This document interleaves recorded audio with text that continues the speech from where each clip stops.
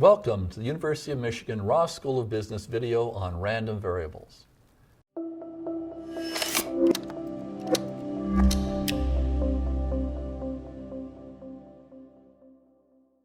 What you will learn here is what a random variable is, probability distributions, the expected value, variance, and standard deviation of a random variable. Random variables are really sample spaces whose outcomes have numerical values. So a random variable maps each possible outcome in a sample space to a number. A probability distribution for a random variable is the set of all possible numerical outcomes with the probability of each one. For example, suppose we flip a fair coin and we'll call the outcome a 1 if we get a heads and a 0 if we get a tails.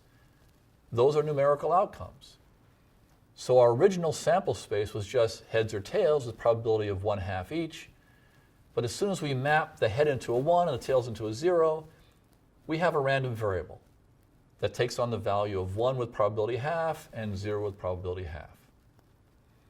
As another example, suppose we have a stock that every day will go up 10% with a probability of 0.6. or go down 10% with a probability of 0.4. Assume that the stock movements in different periods are independent of each other and that the initial stock price is $100. What is the probability space? And from that, define a random variable for the stock price in period 3.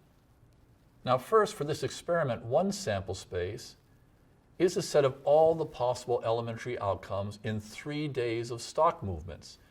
So that would be things like up, up, up, up, up, down, and so on, all the way to down, down, down. We can compute the probability of each of those elementary outcomes because we know that it is going up with probability 0.6 and down with probability 0.4. And since they're independent, we just multiply them.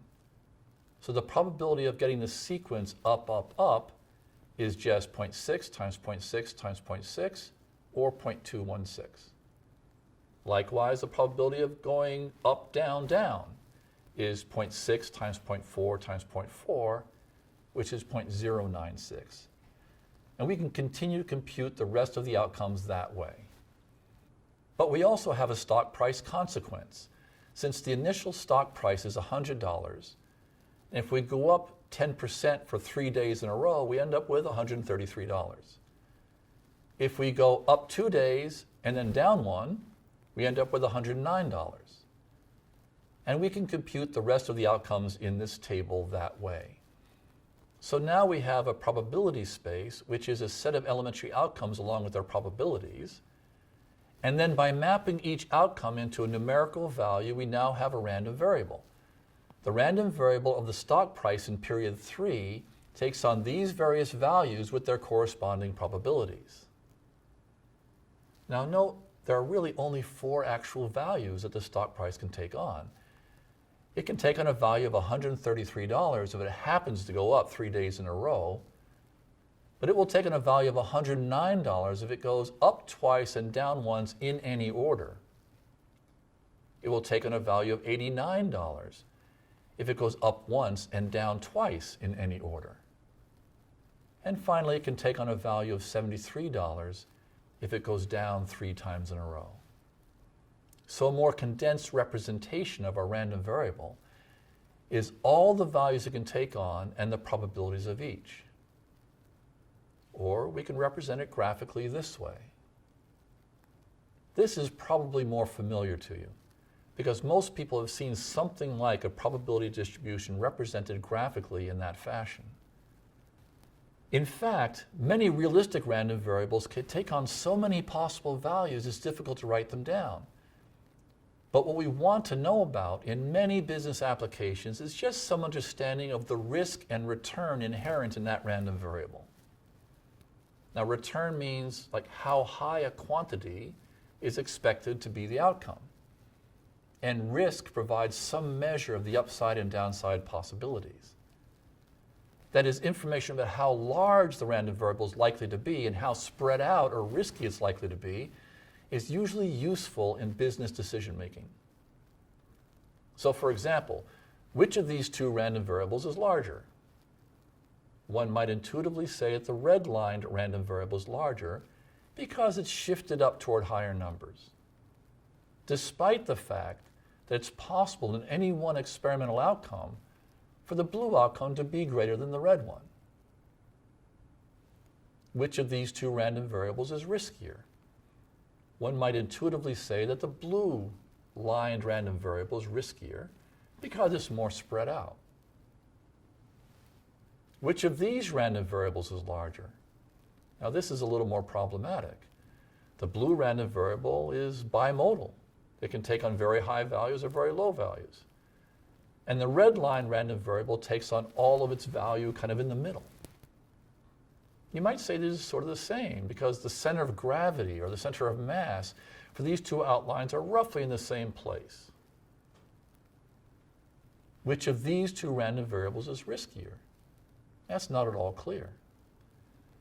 Just looking at the graphs, sometimes it's not clear. We'd like some numerical representation of risk so we can make a more definitive call on that question.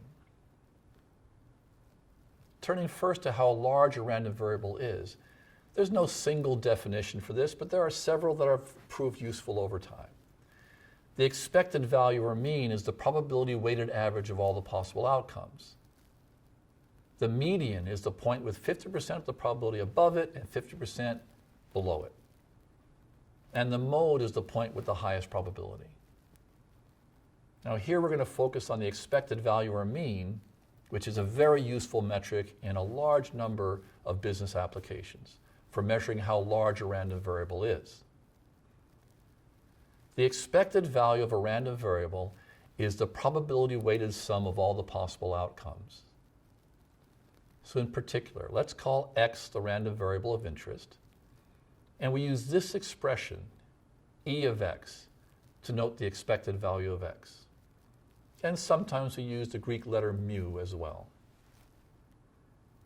The expected value is defined as the sum over all possible values that x can take on of those values times the probability it takes on those values. So as an example, let's look at the stock price distribution. It can take on 4 different values, and here are the different probabilities. So the expected value of the random variable S3, which is the stock price in period 3, is going to be the sum of the probability weighted values it can take on. So in particular, it's going to be 73 times 0.064 plus 89 times 0.288 plus 109 times 0.432 plus 133 times 0.216. And that comes out to $106.12. That is the expected value of S3. As another example, let's flip a fair coin, and let's say we get a 1 if it comes up heads and 0 if it comes up tails. Let's write down the probability distribution and compute its expected value. You may wish to pause this video and try this on your own before you continue. The elementary outcomes are heads and tails with probability 0.5 each. But now we've assigned a numerical outcome to each of the elementary outcomes and created a random variable.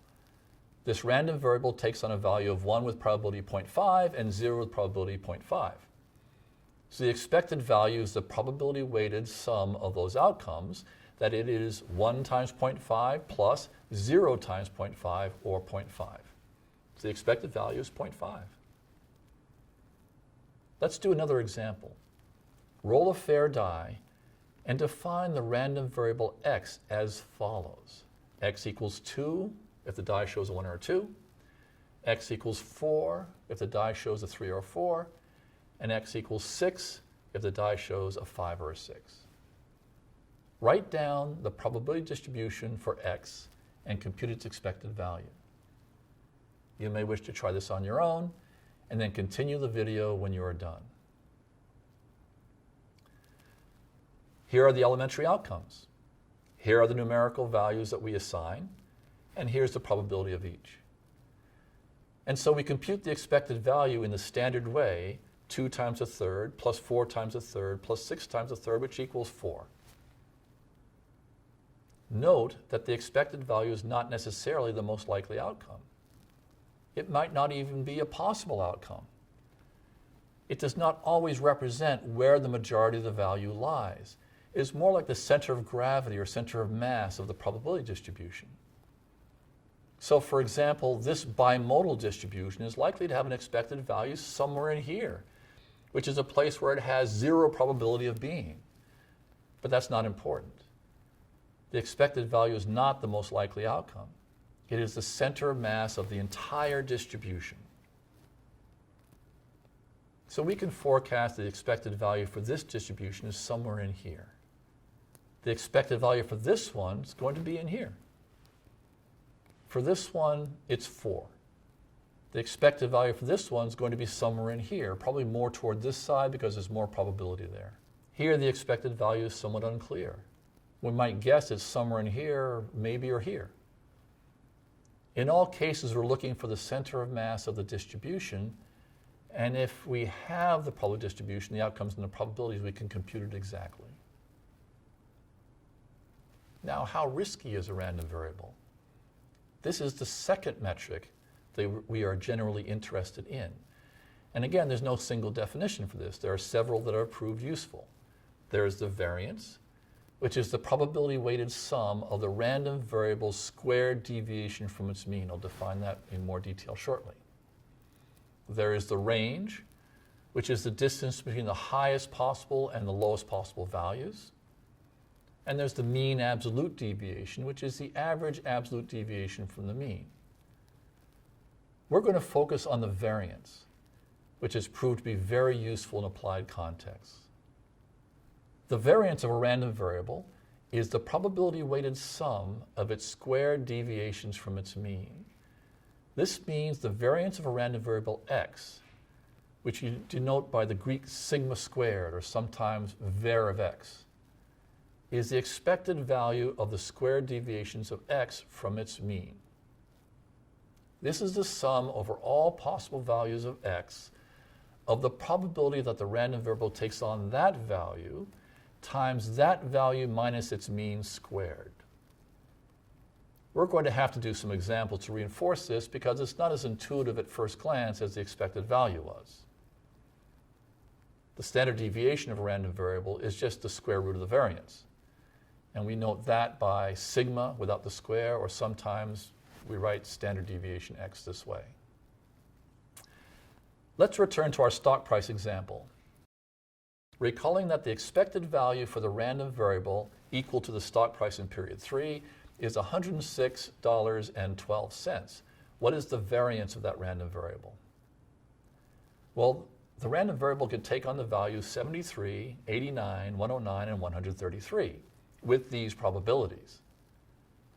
So we want to sum the probability of an outcome times that outcome's squared deviation from the mean, or 106.12. So the term for the variance relating to the outcome of 73 will be 0.064 times parentheses 73 minus 106.12 close parentheses that quantity squared. And the term corresponding to the possible outcome of 89 is 0.288 times parentheses 89 minus 106.12 close parentheses squared. The next term is 0.432 times that squared deviation from the mean, and so on. In this example, this weighted sum, the variance of the stock price random variable in period 3 equals 314.26. And the standard deviation is just the square root of the variance, or 17.73 in this case. What is the variance of our coin flip random variable? It equals 1 if we get a heads and 0 if we get a tails. Recall the expected value of this random variable is 0.5. So the variance is going to be the probability weighted sum of all the squared deviations from the mean. With 0.5 probability, the random variable takes on a value of 1. So the first term is 0.5 times 1 minus 0.5 squared. With 0.5 probability, the random variable takes on a value of 0. So the term in the variance calculation for that outcome is 0.5 times 0 minus 0.5 squared. That exhausts the possible outcomes. So the variance is the sum of these two terms, which equals 0.25, and the square root of that is 0.5. So 0.5 is the standard deviation of this random variable. This completes this learning module. Here you've learned about random variables, probability distributions, and in particular the expected value, variance, and standard deviation of a random variable. Thank you.